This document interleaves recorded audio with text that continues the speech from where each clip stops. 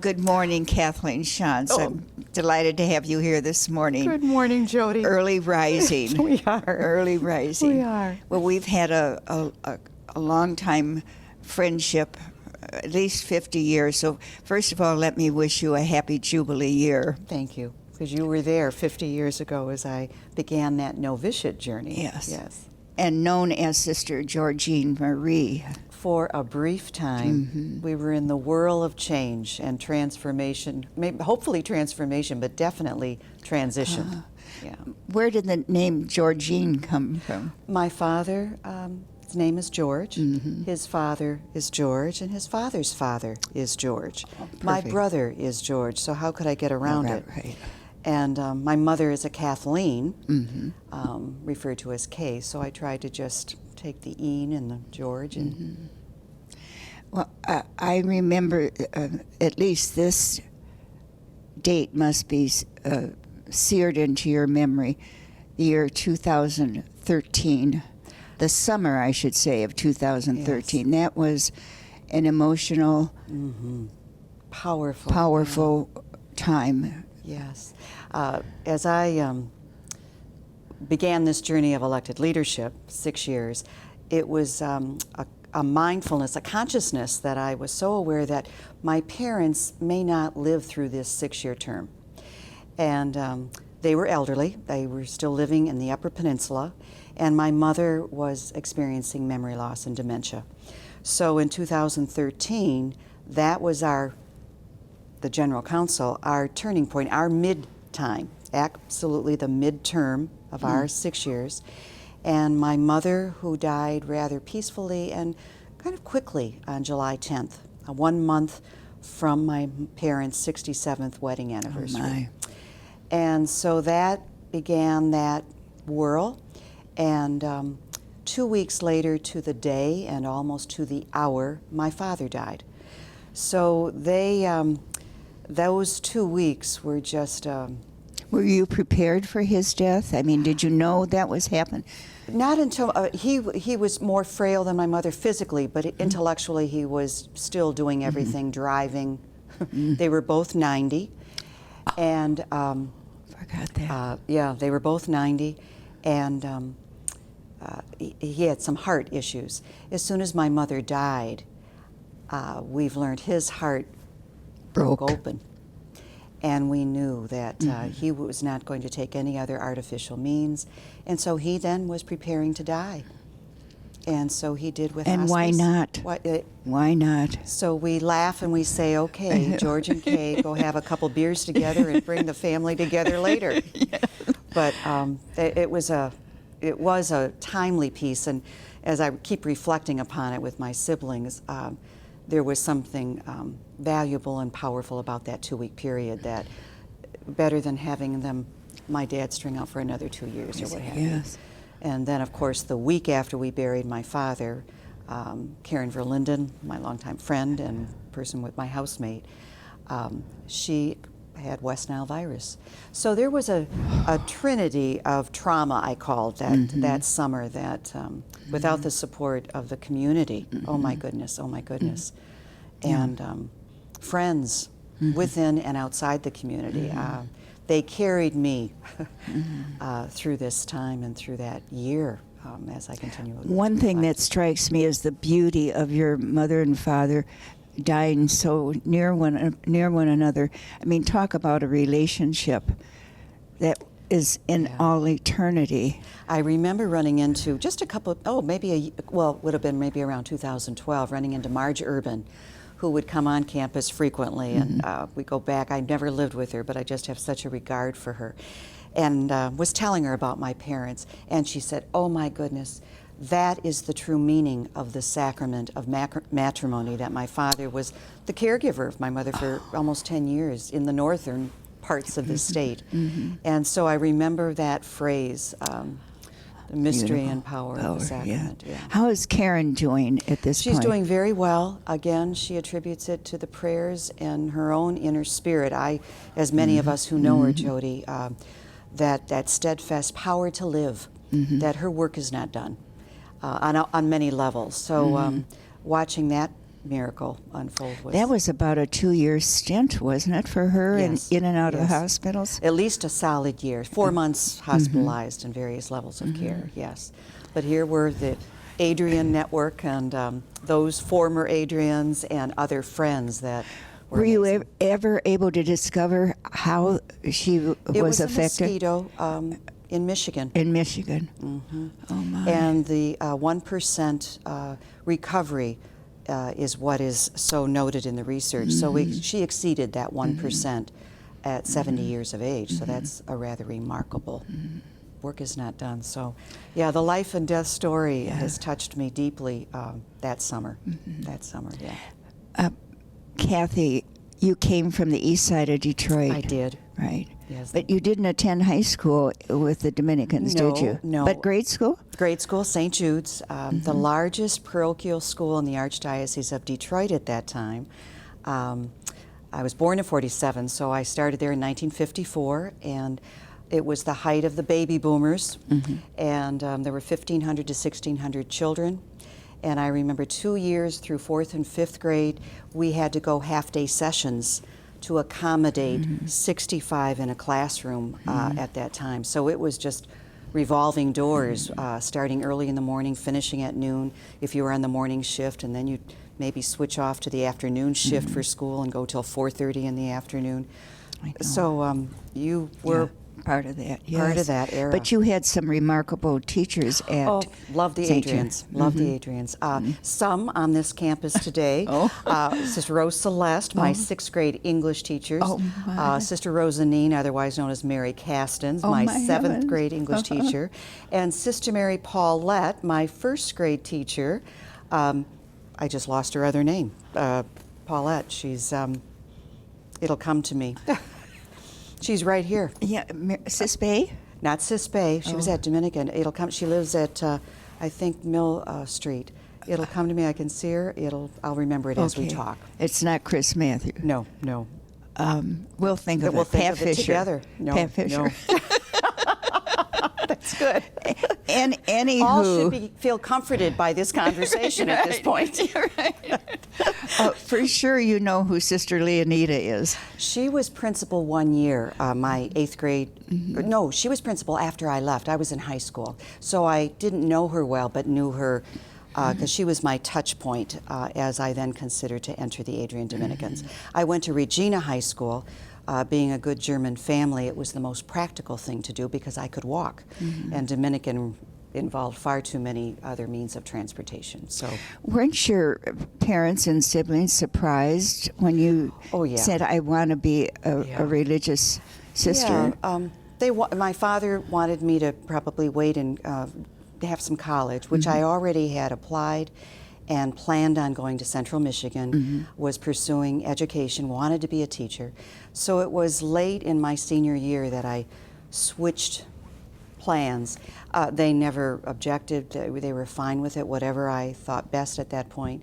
So by August 28th, on the feast of St. Augustine, I entered the Adrian Dominicans. That was already a date that was postponed, if I recall. And Ruth Steiner and Shirley Cushing were the phenomenal postulant mistresses of the day.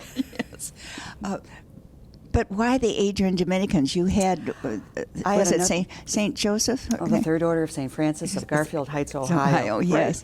Right. The Adrians made a mark on me, I think, from those 8 years.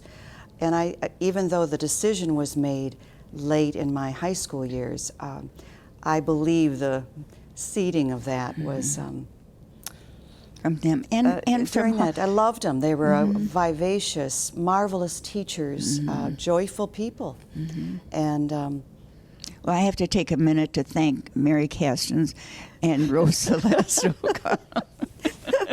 Yes. Did you wear the habit now? When we made reception, August 4th in 1966, we received the full habit, and then we had that. That whole year, and then we were a group, the second group, who had 1 full year of the junior 8, And we continued with the long habit, but by springtime, we were in the modified veil. And by the time I went out on my first year teaching, I remember borrowing Mary Ellen McClanahan's. She had an extra short habit, so I was already ready, flexible, adaptable, let's go for it.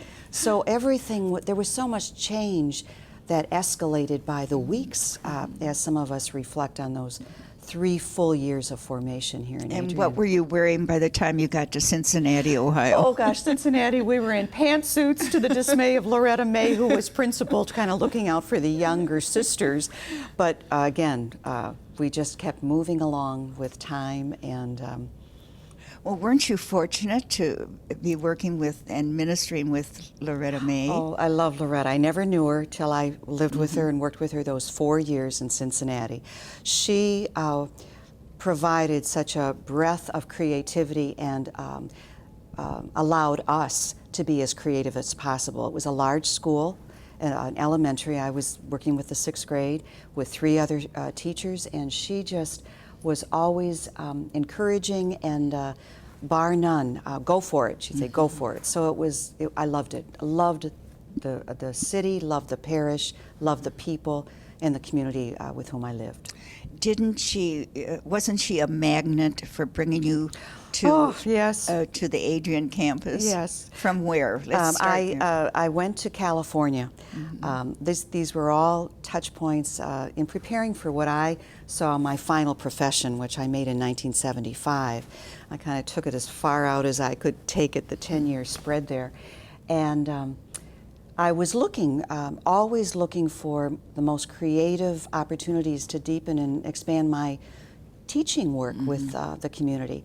And so Loretta called me, and she was at the academy looking at a whole new program of individualized instruction, and would I return? And to this day, I have said to her, the only reason I returned from California to come this far is to work with her again and to have that opportunity of really starting anew in a program of not knowing where that would lead us.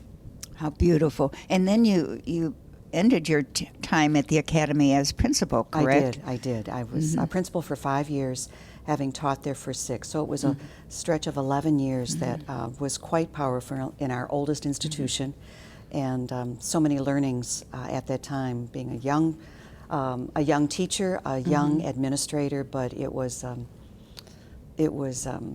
expanding for me. Kathy, I have this sense that in about 10 years I'd like to blindfold you and ask you to draw the campus of the Adrian Dominican Sisters. And I bet you could, because you started at the marble steps. That's right. That was my first obedience there, those marble steps, and they're not going away.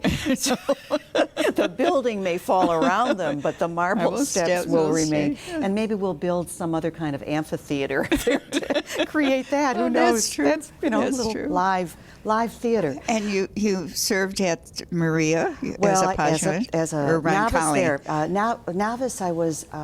one of the obediences was feeding one of the elder sisters. But Roncalli, I lived in that building for a year in my junior aid. We never, our group never experienced the old novitiate, so I lived in Madden Hall for 2 years. So certainly those touch points, and then the academy. And later on, it was Attracta Kelly, who was then on the council with Nadine Foley as prioress, who also called me. So I received these little mystery calls from people, well, Loretta I knew, but Attracta I did not know. And she was inviting me to serve in the Office of Ministry and Life Planning. No, I forget what that was. That was an office that had been created prior by different names and really looking at some of our future. At the time I was invited, I worked with Attracta and Helen Morrison, who really did so much of the work on looking at our aging. Yes. And where will that lead us? Although I was in my 40s at the time, part of my work was to look at aging call to growth, and of course that was a far cry from my mind and consciousness, but I got into it. Yes. And looking at some of those ministerial opportunities as well. So that office was called by different names earlier. I think some of the I can think of some of the individuals who worked in that several years before, and those who followed. I know Peg O'Flynn, I think, followed my footsteps in some of that office. So that was for 4 years. I jointly worked after a first year with Dorothy Gettler there, and that's how I got to know Dorothy. Oh, so, and so then we're still in Adrian. We're still in Madden Hall, still in Madden, Adrian. learning the congregation, really exposure and traveling Yeah. around the community, which again was an enriching time for me. So. But that isn't the end. No, I'm 50 years in the community. The life keeps getting longer, and I didn't think I'd be doing an autobiography till later. Yes, Okay. yes. But there's a reason why, Yes, because your 6 yes. years is Yes, coming to an yes. end. Yes. But I know you blessed the space at Weber for 6 Yes. years, was it? 8 years. 8 years. And following your footsteps, yes. Jody, in 1994, Yeah, that very was special place, Yes, isn't it? and I Yeah. still remember my first day, and you had on the desk a lovely letter to me. And I Oh. probably have it as I'm trying to clean out. It was very tender because you spoke of the sacredness and of Weber Center that then I came to know. And I think those 8 years were some of my most creative years in leadership.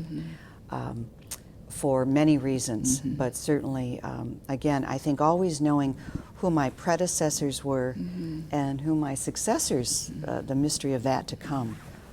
Loved those years. Well, thank you for providing us with such a beautiful garden and the labyrinth. That was, in my mind, historic and sacred, right? Those right were there. touch points that, when I started at Weber, I had finished my work with Virginia Hafey Wells. She had invited me for about a year and a half,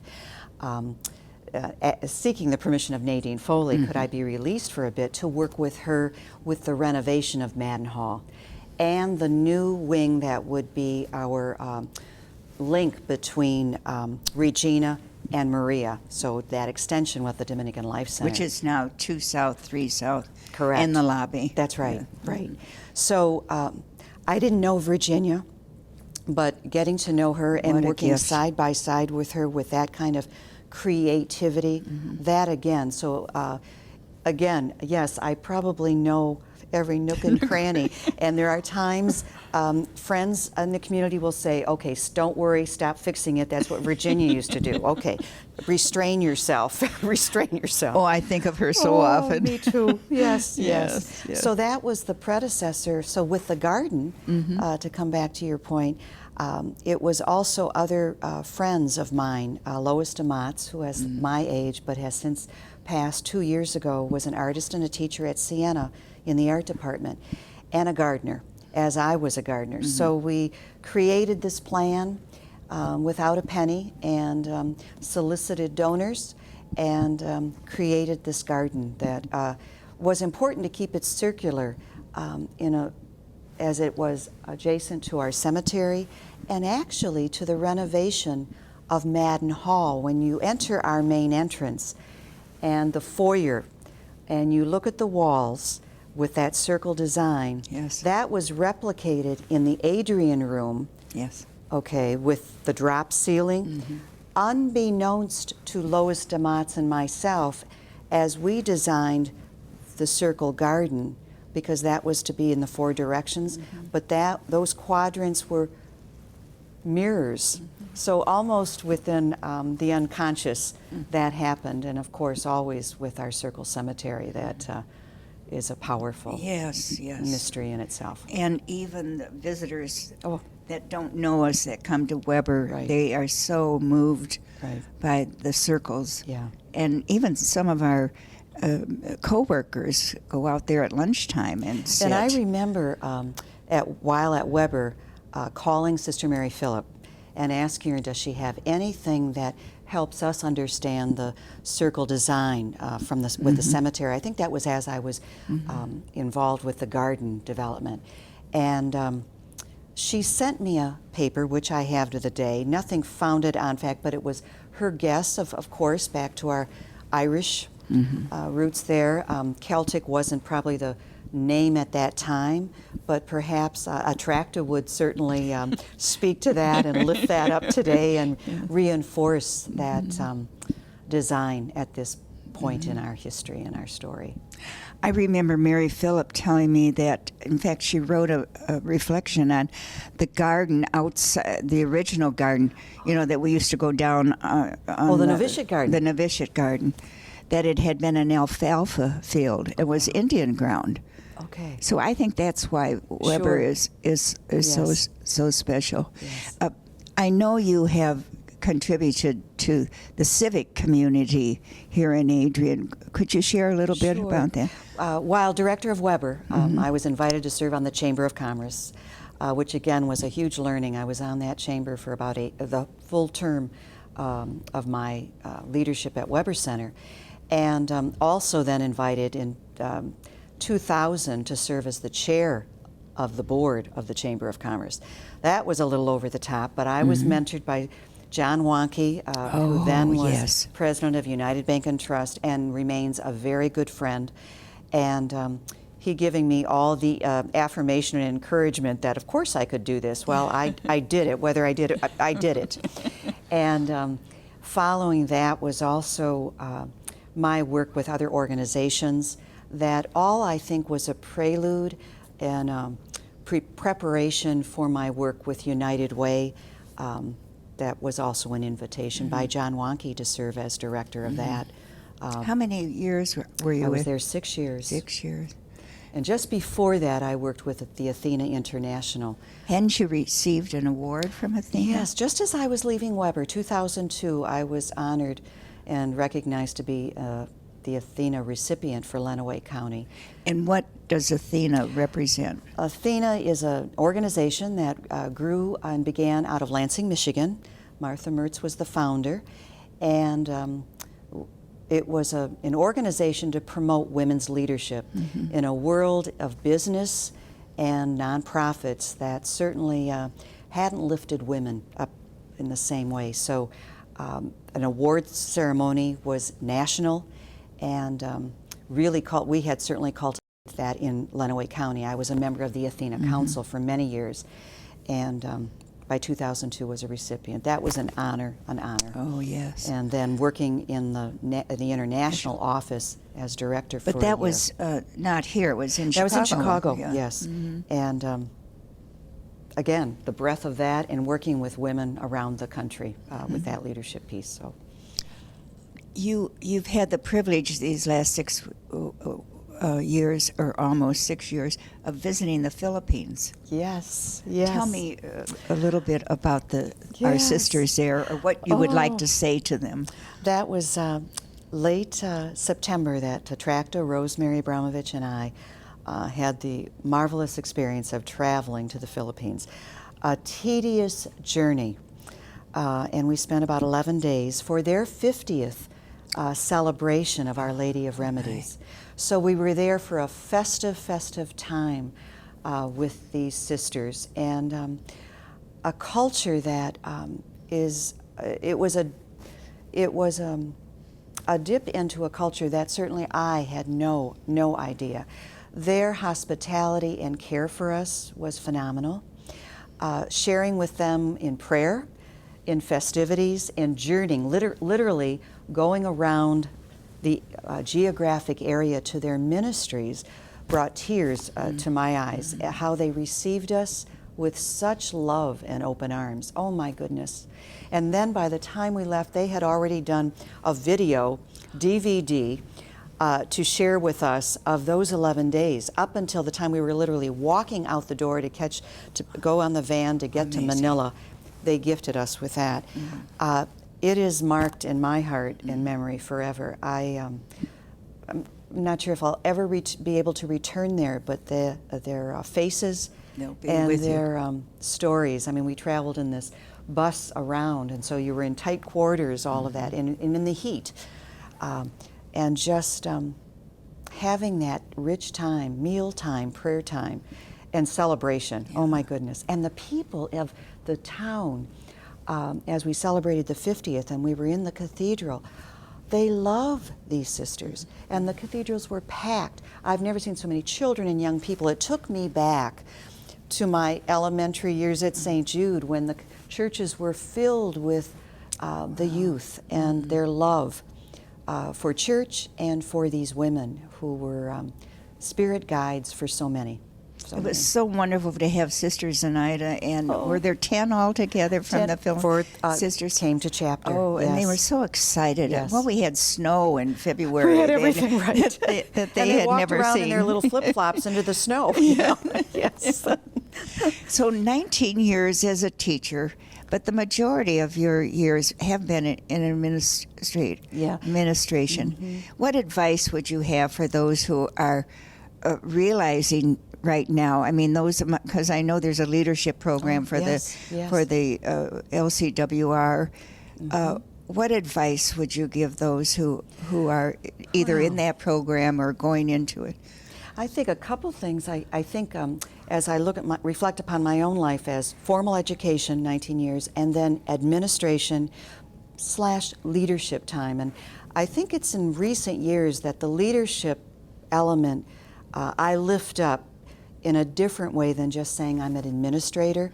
I have administrative skills, but I have learned and worked on my own leadership capacity, which I believe it's required of me significant personal work so that the skills I can learn, the leadership is inside and outside.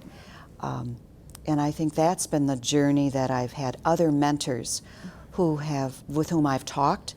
I've invited feedback to help me really deepen that, especially these 6 years in an elected position with the congregation. That was the farthest thing certainly from my mind, but that called me to leadership with a capital L. Oh, yes. And to really work at that and toward that and deepen that. It's probably deepened your compassion. No question. Yes. The mercy and compassion. And respect. As I took that to the Philippines, and I think there's a bridge that helped me understand that with a breath I otherwise. So each time to be that mindfulness, I'm trying to pay close attention to.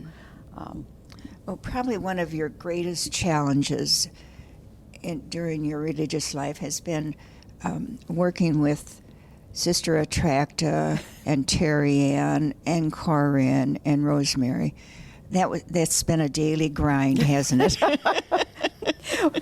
You know, as we make ready to complete this time together, this journey, it is bittersweet. I've loved working with these women, and in our first 3 years, Julie, who is part of our five, we've had our challenges, we've had our joys, and we have worked very closely so that we can pass it on to our council-elect so that they can be who they are best in this time. But the days keep going, but I keep trying to stay very focused on the moment so that I don't wish my time away. And I've done that since I've started.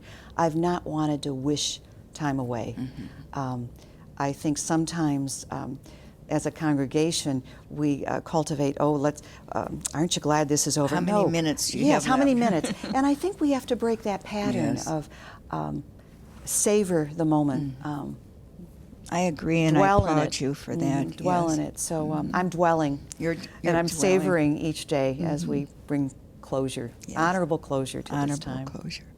The other thing I wanted to ask you, if we could set up a table here with flowers, of course, Kathy, and a tablecloth, and a goblet or two, and there was a space for 3 people, who would you want around that table? It's a round table, by the way. Of course. Yes, of course. Like the garden and the labyrinth and the cemetery. Right. Living or deceased. 2 people who come to mind immediately, and I have a photograph 50 years ago, my 2 grandmothers, my paternal and maternal, Margaret and Magdalena. And the photo is one of them on my right and on my left. And that has been significant as I call when I need and I call on Spirit, it's on my right and on my left, and they're always there. And so they were strong women who had some very challenging lives, very challenging. Magdalena came through Ellis Island. Each has a story that I dwell upon. So they would be there, and they would enjoy loveliness. Would they be wearing earrings? Margaret would be. Margaret. And she'd have a scarf. And then Rosemary Ferguson, who has been a mentor to me, and Rosemary was my novice mistress, director, for that full year. And up until final profession, there was correspondence. I've learned in my file that I wrote her, and she responded. So there was a journey of that young adolescent woman, first 10 years of my life in the community.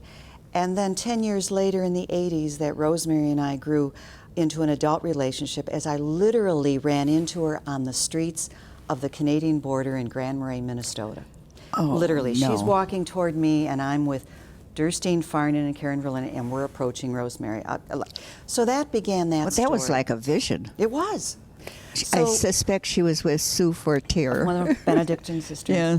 So that would be, and as I reflect on that, if we could pull in one fifth chair with myself, I'd pull in one other woman that has been a mentor to me, recently deceased, who has helped me grow in spirit, and that would be Angelus Arian.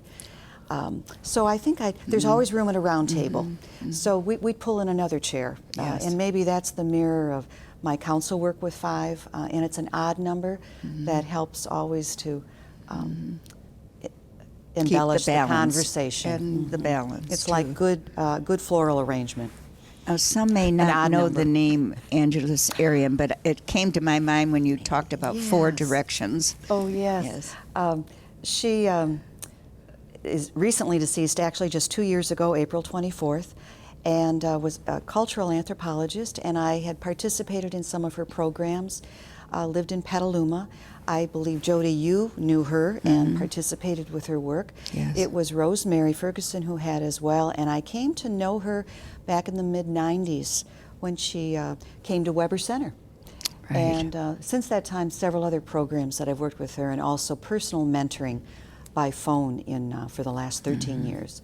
So she... An anthropologist. Cultural. So really that breadth of the cultures, which helps to, again, expand my vision always. And the oneness of us all. Yes. Correct. Yes. Yes. The work with indigenous peoples, but the common universal truths among all of us.